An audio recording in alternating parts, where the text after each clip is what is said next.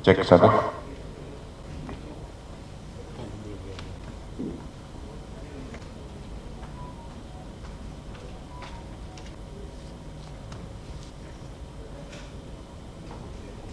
Kemudian pengamatan, dilakukan penyelidikan, dan hari ini kita kemarin ya kejadiannya telah menemukan kegiatan ilegal yang terjadi di wilayah IUP di Kalimantan Barat.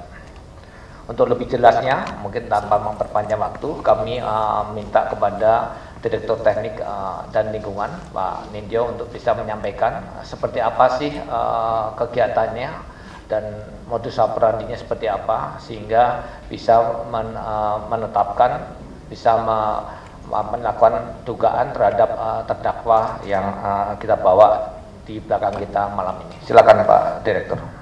Malam rekan-rekan media. Pada malam hari ini seperti yang disampaikan sebagai Pak, ingin menyampaikan kepada publik bahwa kami baru saja melakukan kegiatan proses penegakan hukum yang lokusnya berada di Kalimantan Barat, khususnya Kabupaten Ketapang. Bisa lanjut. Sesuai dengan tugas dari atau lingkup tugas dari penyidik pegawai negeri sipil di Ditjen Minerba, dalam hal ini kegiatan bersama dengan Biro Korwas PPNS Bareskrim Polri. Jadi sesuai dengan dasar hukum yang dinaungi oleh Undang-Undang 8 tahun 81 tentang KUHP pasal 6 ayat 1 huruf A dan B, kemudian Undang-Undang nomor 8 tahun 1981 tentang KUHP pasal 7 ayat 2, dan juga Undang-Undang nomor 8 1981 tentang KUHP pasal 107 ayat 1, dan juga Undang-Undang nomor 2 tahun 2002 tentang Kepolisian Republik Indonesia, termasuk Peraturan Pemerintah nomor 43 tahun 2012 tentang tata cara pelaksanaan koordinasi pengawasan dan pembinaan teknis terhadap kepolisian khusus, penyidik pegawai negeri sipil, dan bentuk-bentuk pengamanan swakarsa. Modus operandi yang ditemukan oleh rekan-rekan penyidik PNS Minerba ya, yang didampingi oleh Korwas PPNS Bareskrim Polri.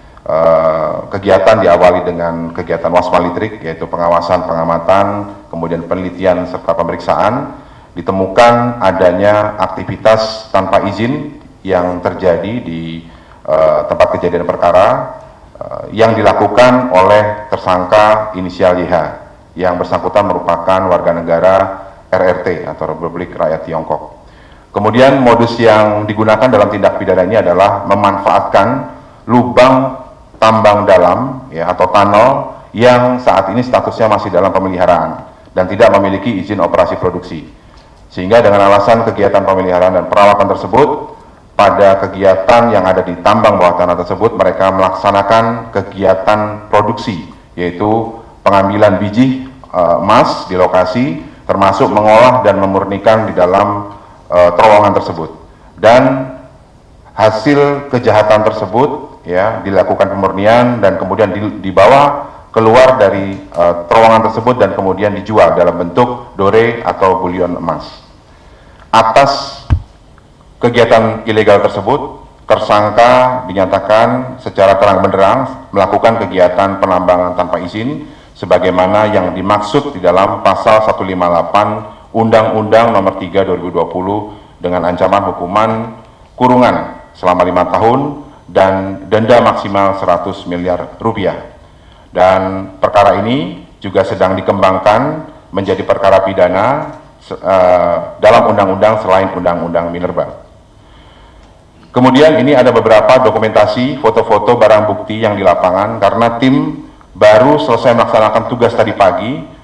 Ya tentunya ada beberapa barang bukti yang dibawa dari tempat kejadian perkara yang mungkin dalam perjalanan karena menggunakan logistik khusus tidak bisa dibawa langsung, dan saat ini yang bisa dibawa oleh tim penyidik adalah seperti yang kita lihat di depan ini, ada beberapa peralatan-peralatan yang digunakan untuk kegiatan ilegal tersebut, ya, dan ini dilakukan semua di bawah tanah, termasuk para penyidik melakukan sita terhadap baik uang hasil kejahatan maupun juga ada beberapa ID, dokumen perbankan dari tersangka dan juga pihak-pihak yang diduga terlibat di dalam kegiatan ilegal tersebut. Selanjutnya, dan ini ada beberapa juga peralatan yang digunakan dan ditemukan oleh tim di bawah terowongan di dalam tambang bawah tanah, yaitu ada beberapa alat ketok atau labeling, kemudian ada cetakan emas, kemudian ada juga saringan emas dan juga induction untuk proses peleburan dari biji emas tersebut.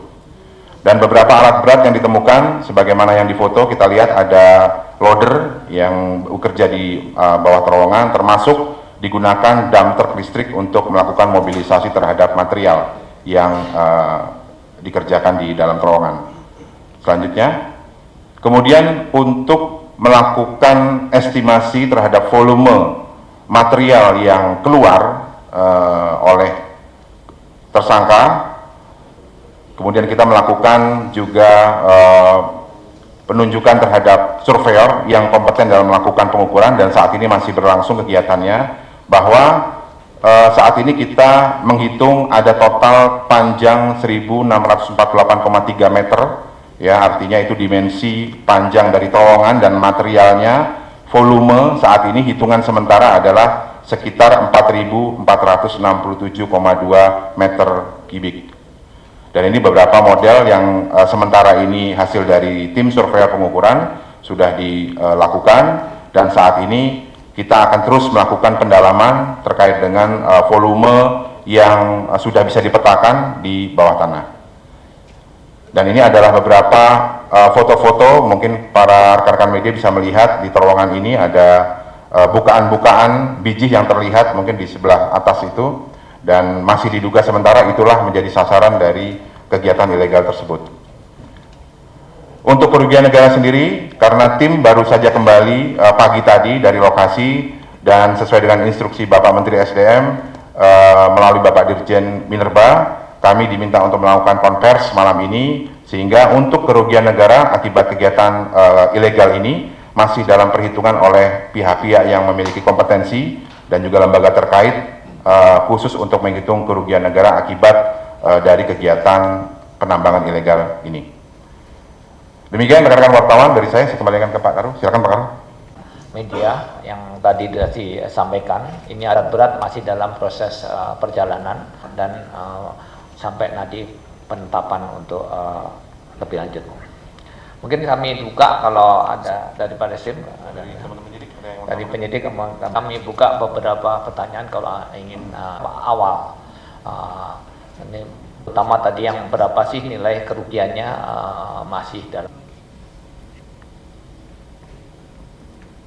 Kalau boleh diceritakan tadi awal mula bisa ditemukan.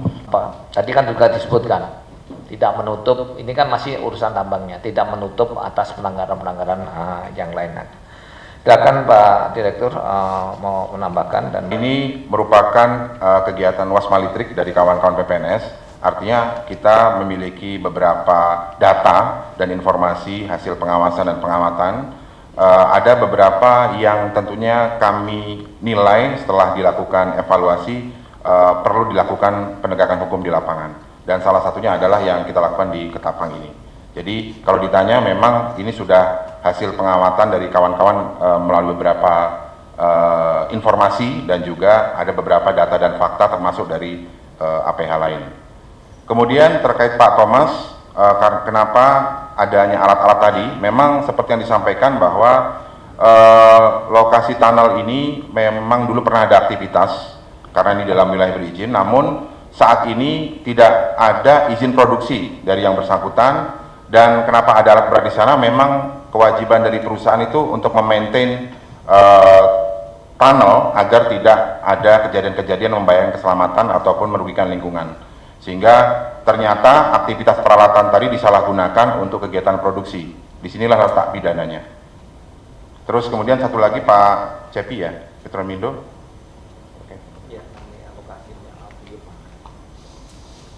Lokasi tadi di lokasi di Ketapang. Saat ini kita lagi dalami Pak, karena kan ini di bawah tanah, pergerakannya tentunya harus dilakukan survei oleh orang yang kompeten, sehingga arah lari lubang ini kemana saja gitu Pak. Ini masih didalami oleh tim surveyor. Saat ini belum bisa kita buka Pak, karena kita lagi dalami dulu ini mengarah kemana lubangnya, ya gitu. Yang didalami oleh penyidik ya, berapa lama, termasuk tadi kalau melihat dimensi dari terowongannya sendiri tentunya itu tidak dilakukan sehari dua hari, itu cukup lama, dan ini sedang didalami oleh rekan-rekan penyidik dan nanti kita tunggu perkembangannya Mas ya. Sudah ada penjualan, ini yang lagi didalami kawan-kawan penyidik ya, mohon kesabarannya karena tim baru. Lihat ini, kalau lihat wajah-wajahnya masih lelah nih beliau-beliau ini, dengan Pak Kombes Yuda juga ikut hadir di sana. Tadi sudah disampaikan sedang dilakukan supaya kita harus objektif Pak kalau menentukan potensinya. Ya, makasih. Ya, jadi modusnya kan tadi disampaikan Pak, ternyata ada yang diambil. Ini yang ya mungkin cukup ya. Bukan penyidik, ada puluhan saksi yang sudah diperiksa di lapangan dan dugaan keterlibatan pihak lain sedang didalami penyidik. Ya, terima kasih. Dugaan sementara tersangka ini tidak ada kaitannya dengan IUP tersebut secara resmi. Ya. Kita selagi dalami Pak transaksi yang sudah dilakukan, berapa besarnya, termasuk tadi kita akan lakukan pemeriksaan lanjutan Pak untuk memastikan itu. Ya. Tadi sudah sampaikan dasar hukumnya, ini tugasnya PPNS termasuk ini, dan kita kerjasama yang dilakukan oleh tim pengawas dari koordinasi dan pengawasan PPNS dari Barreskrim Polri, bersama-sama kita terus melakukan untuk ini ya, diharapkan ini semakin nanti ketemu yang lainnya. Silakan jumlah-jumlahnya Pak Nindyo bagaimana di tim Satgas dan anggotanya Pak Nindyo di daerah seperti apa? Ditjen Minerba berkomitmen teman-teman semuanya untuk terus melakukan perbaikan di dalam tata kelola pertambangan di Indonesia, termasuk dalam meningkatkan pembinaan dan pengawasan. Kami berterima kasih juga kepada Barreskrim Polri ya, sebagai partner kami di dalam melakukan pembinaan dan pengawasan ini. Terima kasih. Ya, jadi ini menegaskan bahwa kita nggak diam, bahwa Kementerian SDM dan Pak Menteri sangat concern terhadap ini, dan hari ini terima kasih pada teman-teman telah bersama dengan kita. Ini adalah bukti dari pengawasan yang dilakukan Kementerian SDM, dan diharapkan ini bisa menjadi ya efek jerah pada yang lainnya, dan kita terus melakukan tidak di Kalimantan Barat saja, seluruh wilayah Indonesia. Makasih. Assalamualaikum warahmatullahi wabarakatuh.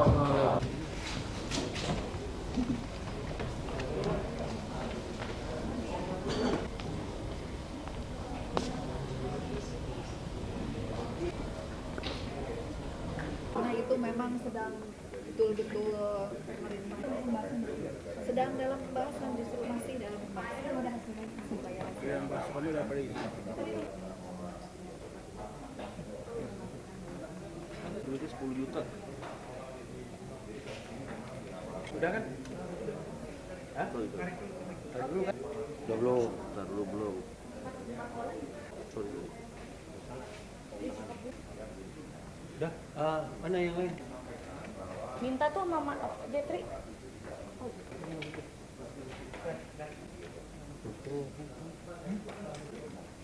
Udah.